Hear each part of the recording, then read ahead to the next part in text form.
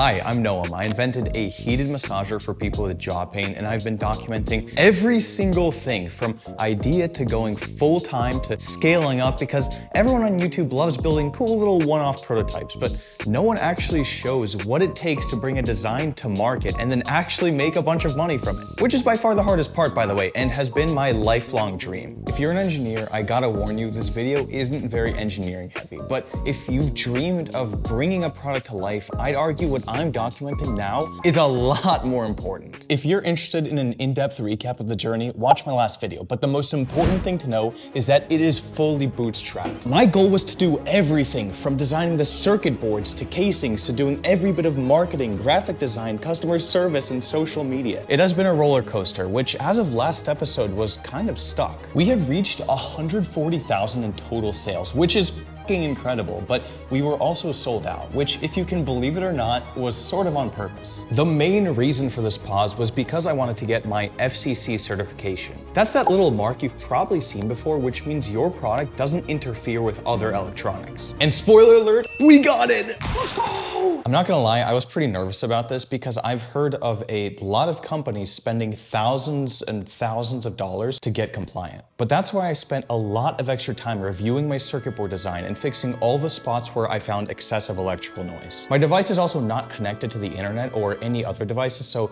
it's classified as an unintentional radiator because, well, it doesn't intentionally emit any electromagnetic frequencies. So in the end, we passed testing first try for around $2,000. And as soon as I got confirmation, I ordered 500 new PCBs for batch 3 and had to wait another month for them to arrive. But it turns out that during all that waiting, I made a mistake that would cost me tens of thousands of dollars. How? Because up until we ran out of stock, I've been able to scale mostly through meta ads. In January, we hit $50,000 a month and the ads were working super well. Like on average, I would get $5 back for every $1 I put in. But because I was on pre-order, I didn't feel like I wanted randos from ads buying my product and then complaining about the delivery times. So I turned them off. And what they didn't tell you is that apparently when you turn off your ads, the account resets. All of those learnings the AI model had in the last few months, gone. And how did I learn this? Because when batch 3 finally arrived, after I assembled, packed, and shipped 200 pre-orders that had piled up, and I turned ads back on, instead of getting that 5-to-1 return on ad spend like before, I was getting like 1.5-to-1 return on ad spend. I felt like complete shoot. Because the worst part was, even once I realized my mistake, there was nothing I could do. As an engineer, you know, I'm used to taking action. If there's a bug in code, you go and try a million different things until the bug is fixed. But with something like this, you know, all I could do is just sit there for days and watch Meta siphon hundreds of dollars out of my bank account to learn. And I had no idea how long this would take. Today, I'm genuinely a little freaked out about the future of my business. I started this company to design products for people with TMJ. And in January, we managed to do over $50,000 in sales in 1 month, mostly through Instagram ads. But then we ran out of stock and I had to pause those ads for over a month and a half. And now we're finally back in stock, so I turned them back on yesterday, but something is clearly wrong now. I used to be getting like 6 to 10 sales a day, but now all Meta's doing is spending all my money on this stupid butter video and getting me 0 sales. People are telling me that it takes time for it to learn, but god damn it, I just have this bad feeling that I'm just burning $300 a day right now and it'll never be the same. This just feels like one of those moments where I can't see a week into the future of this business. Like, sure, maybe ads could pick back up, but maybe they don't. In which case, I'm completely f***ed. So please follow to make me feel a little bit better. See you tomorrow. So I waited and waited until things started to slowly pick back up. I'd finally start seeing days again where I'd get thousands of dollars in sales for only a couple $100 in ad spend. In April, we had gotten sales back up to 30,000, up from like 18,000. And in May, we had our best month, hitting $60,000 in sales. Come freaking on. So now I could just keep scaling ad spend and get to $100,000 a month easily, right? Wrong. Let me share with you the biggest lesson I've learned in business. Whenever something good happens, brace yourself, because soon you're about to get and I just got freaked. Only real ones will remember in episode 18 when I foreshadowed this. They call this a disaster in the health and wellness space. And there's a good chance it ruins my plans for growing this business. So apparently at the start of 2025, Meta will with one fell swoop destroy the entire industry's ability to advertise on their platform. Basically what's happening is Meta will stop letting health and wellness brands target people with specific health problems, TMJ included. And to be quite honest, I have no real plan. Like, I started running ads 2 weeks ago and so far the results are a literal infinite money glitch. I really wish it stayed that way.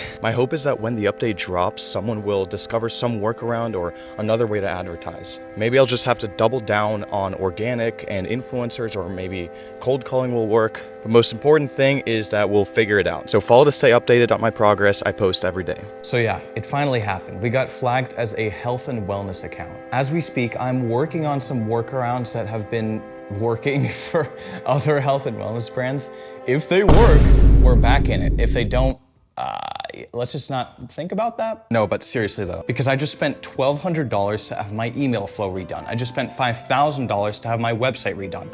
I started spending $1,100 a month for someone to set up and run my Google. And in May, I took a step towards the biggest change in the history of this business. As you may know, up until now, I've been 3D printing casings from my laundry closet and then assembling and shipping them from my very messy living room. Honestly, I'm very impressed with myself that I managed to get this far as it is, but if we want to get to $100,000 a month in sales or even more, something is gonna have to change. And obviously that change has to be outsourcing production and fulfillment. But here's the thing, we're not going to do it like everyone else. We're not gonna go to China and find a factory there to produce my product. Instead, I found and visited a third-party logistics warehouse outside of Philadelphia and struck up a deal. I'd put my 3D printers in their space, teach one of their guys to build my TMJ pens, and then pay them $12 for every single unit that is assembled and shipped. And you might be asking, why not go to China? Well, number one, hello, have you seen all this tariff stuff going on? And number two, it's just so much simpler to do it in the US. My family lives in Philly, so all I have to do is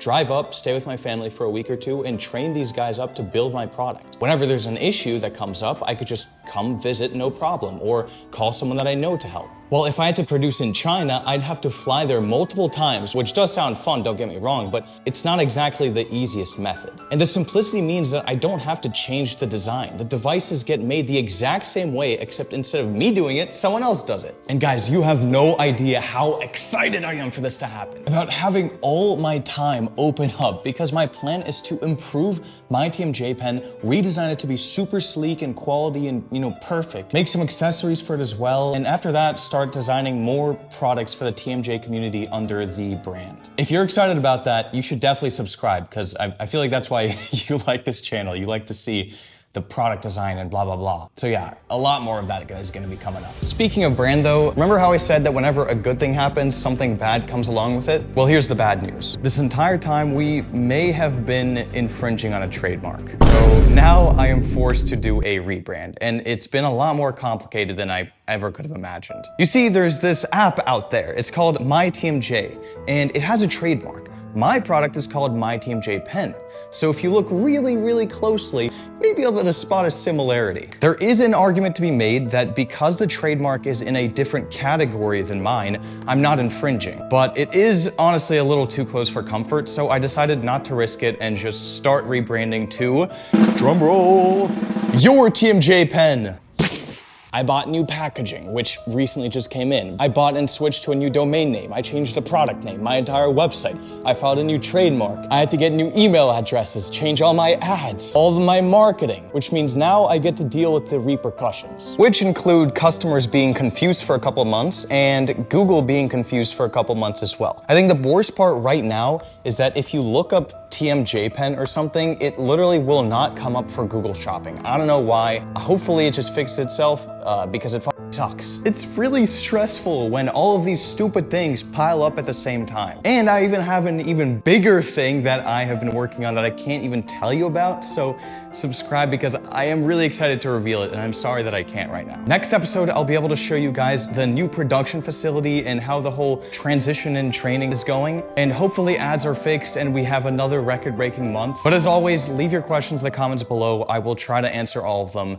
And yeah, see you next episode.